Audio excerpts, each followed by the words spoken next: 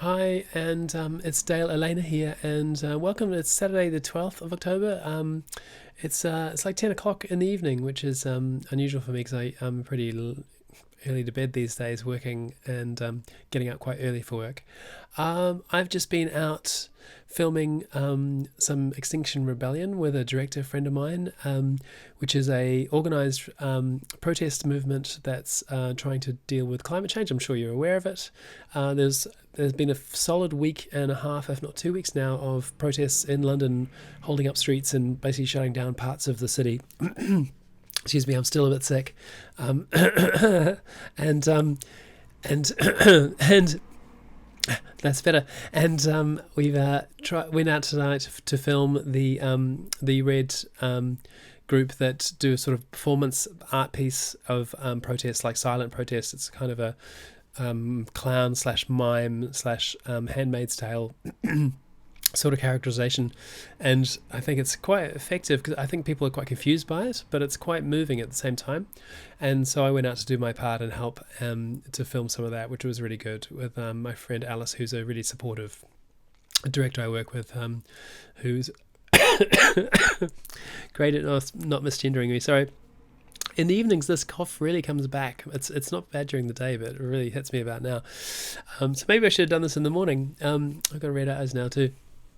Okay, so this week, how's it been? Well, I've got a couple of topics to actually talk about in a more organised fashion, rather than how I normally do this. But the first one, of course, is feeling sick and trying to be feminine at the same time. When, in particular, if you're trans, your voice is going to give you away, 99% of the time. And no matter how much training you do to get it up a bit higher, and I try to speak a little more like this in most situations and try to get my voice higher and a bit more kind of sing-songy and expressive. And I feel like I want to do that too, which is good because I'm actually happier and less worried about how I come across, and I'm not trying to be a tough guy. But it's really hard if you've got a really croaky throat because it pulls your voice down into this flat, barely audible level anyway. And I've felt pretty mannish all week because of that, and it's quite tough to deal with. And in fact, because of that, one of the people at work has been misgendering me constantly, and I talked to them about it, and they're aware I'm trans, and they felt bad for it, but there's someone who speaks a lot anyway. They speak a lot, and their brain obviously is slightly behind their mouth in some respects, and so they're a person who's just a talker, so they're just like talking the whole time, da da da da da, yeah, mate, sir, chief, blah blah blah blah, boss, blah blah blah blah, mate, sir, and it just keeps going and going and going. And even if I pull him up on it, then literally a minute later he'll throw a colloquial pronoun back into conversation, and he won't even notice. And it gets me down a bit because I kind of, once you pointed it out, you feel like maybe this is intentional from someone, which I really don't believe it is. He's a nice man, and he's just a real talker. He's got a gab going, gift of the gab, they would say. I'm not sure it's a gift in this case. But it does get you down. It kind of chips away at you, and if you're feeling a bit sick too, then it's stupid. It's annoying. I could say much worse, and I'm not going to because it's YouTube, and I don't wish it to be unsuitable for anyone to listen to. So misgendering is something I wanted to kind of segue into. It didn't used to bother me at all, really. When I first started transitioning, I was very aware that I had a long way to go, and I needed to work on it, and I needed to, there are going to be stages, many stages to this transition, physically and emotionally, and how I present myself to the general world around, and I'm going to be on a kind of a shifting spectrum of femininity as I go physically, and I think that's unavoidable to a degree. Some people are really lucky and they look really feminine right from the get-go. Some people really may never, and it's unfortunate for them. And but nevertheless, they are still just as valid being trans and presenting how they wish.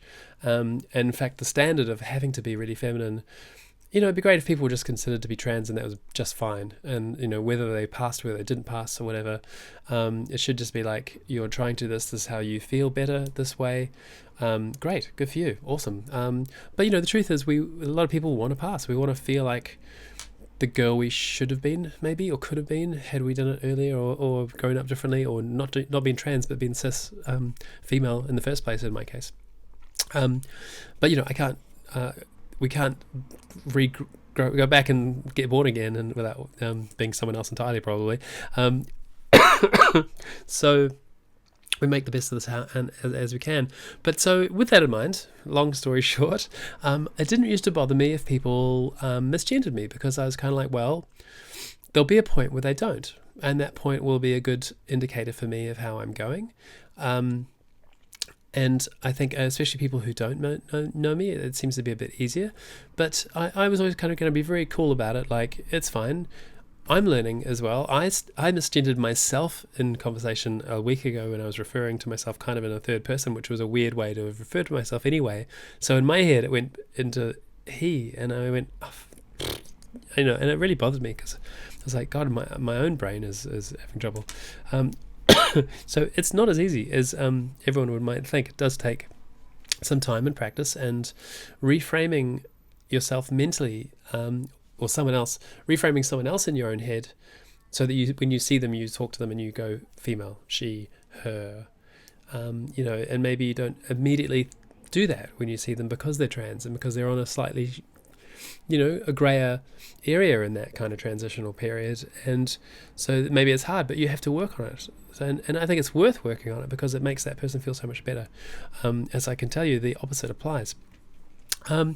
So now it bothers me, obviously.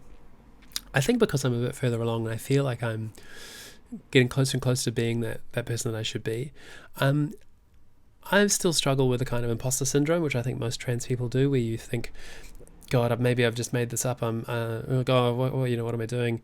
I know this is what I want, but maybe I'm just not fooling anyone and not fooling myself either. And so this sort of, there is an edifice being built psychologically. There's a house of cards in some ways of how you see yourself and how other people see you. And it's easy for someone just to push one of those cards over and let it tumble down. And I would hope we'd have more robust senses of ourselves, but sometimes you have to let these things build and create. And going through transition, I find it is fragile and it takes time. And I'm always been the sort of person that would be like, I didn't call myself a cyclist until I won races. I ended up winning races, so I feel like I will always be a cyclist now. But I'm kind of like picky like that. I don't like to assume a title until I've earned it. What point is that going to be? Excuse the sirens. It's Whitechapel in London. Well, what point is that going to be? That is it in a month's time? Is it in a week's time? Is it in a year's time? Is it after all surgeries? Is it before that? I'm not sure, but it helps when other people start to see you that way or respect you that way. So misgendering is a pain in the ass, and it's helpful if people make the effort, because I'm making the effort, and so it's nice to be recognized for that.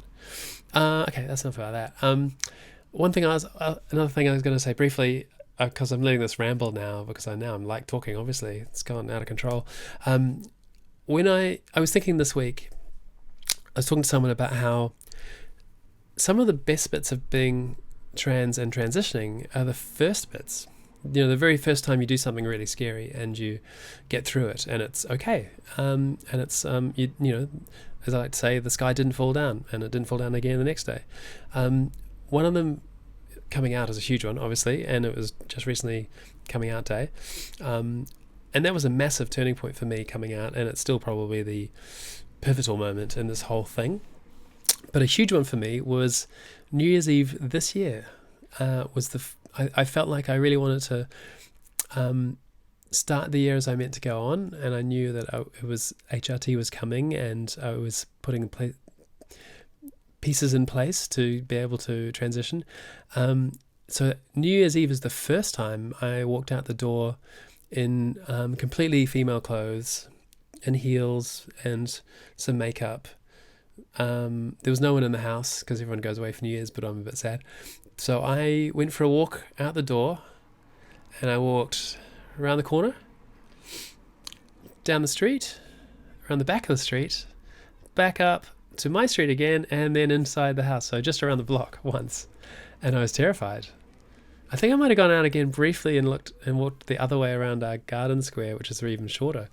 But I was really freaked out. And then I got back in and I was kind of like, what if someone had seen me? What do I... yeah, and now the funny thing is I walk down the street and wear a dress or a skirt or just some jeans, but in a more feminine way, and with boots and shoes, heels, makeup, definitely, rings and accessories and things. Pardon me. And yeah, how quickly things have changed. I mean, that's 7 and a bit, 8 months later. And so you kind of start to miss some of those moments that have happened earlier on when they were so freaky and terrifying, and you successfully got through them. And you start to kind of feel a bit normal. And then you're thinking, maybe this transition thing it's all kind of gone a bit flat. Is it not the right thing? But I think it's just that shock of the new is gone, and you're just living your life. And I'm infinitely happier even with that. But you do start to go, what's the next big thing? You get a bit addicted to that kind of change. And coming out, and especially, is kind of like, after you tell one person and they're like okay with it. I was very lucky that way, that everyone was really supportive. So okay, tell another person, they liked it too, they were cool too. Okay, who can I tell now? And so it became a bit of an addiction. Luckily, I have to say I'm extremely lucky. I'm very appreciative of that. But yeah, the things change, and life goes on, and it just becomes your normal life eventually. And I'm kind of getting into that phase of, there's a lot of changes still, to be sure. But it's kind of life now, and it's just ticking along, and it's good. But yeah, okay, that's enough of that. I've got one more topic. God. Oh yeah, this one's really good. So excuse me, being a bit I probably made my mic go crazy there. It ties back into the imposter syndrome thing, and wondering, as most trans people probably do, is, am I trans enough? Am I really trans? Am I just taking the HRT because it's like a fetish or something like that? Or, is all of this thing just a construction in my mind? Which actually, if you think about it, that's all it needs to be. But yeah, I had a really great moment this week, because the last couple of weeks have been a bit like that. I haven't been feeling very well, been questioning myself a bit, and I misgendered myself, and it was like tripped over my own brain in some ways. And you think, oh God, maybe I'm just not trans enough for this. And it's a very common thing. But someone on Twitter posted a really brilliant thread. And the thread was trans fantasies to do with when you were younger and you knew you were trans.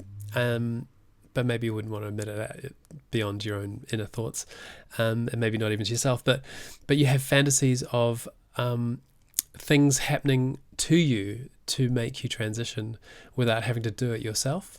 So the examples were kind of like, oh my God, you had a horrible accident and nothing survived but your brain, but we've transplanted your brain into the body of a woman the same age as yourself, and things like that. And then I thought that was hilarious. I've got one of those too. So I put one down. My one was, and I did this right through my 20s, I think. I was kind of like, oh, it'd be so amazing if someone kidnapped me and like held me, away from people for months, and then forced transitioned me.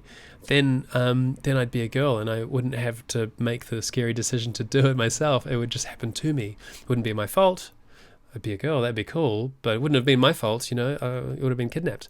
And then there were 20 or 30 replies of variations on a theme, and I was just like, oh my God. I'm definitely trans enough if this is such a common, almost cliched thought process that trans people have, because I've had that one for a long time. In fact, my one is pretty much identical to the plot of the Pedro Almodovar movie, The Skin I Live In, which I sat downstairs here in this flat with my good friend Jo watching one night, and she was like, oh, that movie was freaky afterwards, and I was like, It was freaky. Because it was pretty much identical to a sort of fantasy that I'd built up over years and years, which does make me think Pedro Almodovar has really thought about trans issues. Yeah. Okay, cool. So I've gone on and on. This is really long now. Crazy. I can't even tell because it's in bars and not minutes. My audio recording. I'm going to leave you with a little bit of Extinction Rebellion that I filmed tonight, in the rain in central London, with a kind of this camera here, whoop, whoop, and a gimbal, like a stabilizer, which you kind of hold like this, and it keeps the camera level. And it did pretty well. I had a spot on my sensor, which is a shame. So there's like a little dark mark I'm going to have to like paint out maybe, if we notice it. But it was really fun, and the images are probably going to be under the screen, on the screen now while I talk about it. It was really fun. We went around Russell Square in Holborn, where the British Museum is, and then we walked them down to Trafalgar Square, where they did their presentation to the more of the people assembled, and there's Extinction Rebellion camp in Trafalgar Square that's been there for a little while. The police were everywhere. They were very respectful. They were just holding traffic when they knew they needed to. They're just kind of watching, really, and they're people too. And I think this whole movement is incredibly clever. The logo is incredibly clever. The world with an hourglass in it, making an X, is a brilliant, genius logo. The idea of the organization and branding and the rules that they have in place to be extremely careful and peaceful and not provoke anyone.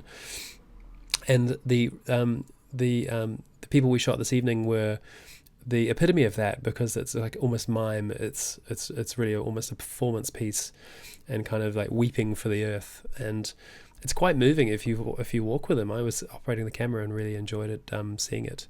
I just realized I'm barely looking at the lens there.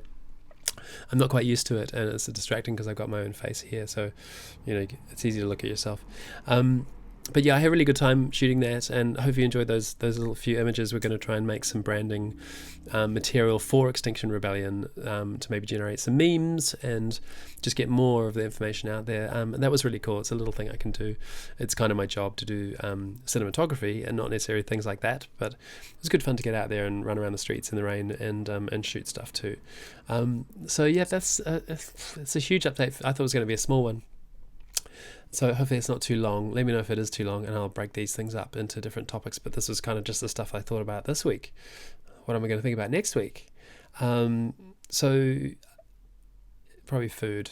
That seems to be another big thing I think about all the time. Ice cream. And so yeah, I hope you had a really good week and a nice weekend. I will talk again soon, obviously. And thanks for watching. Cheers, bye.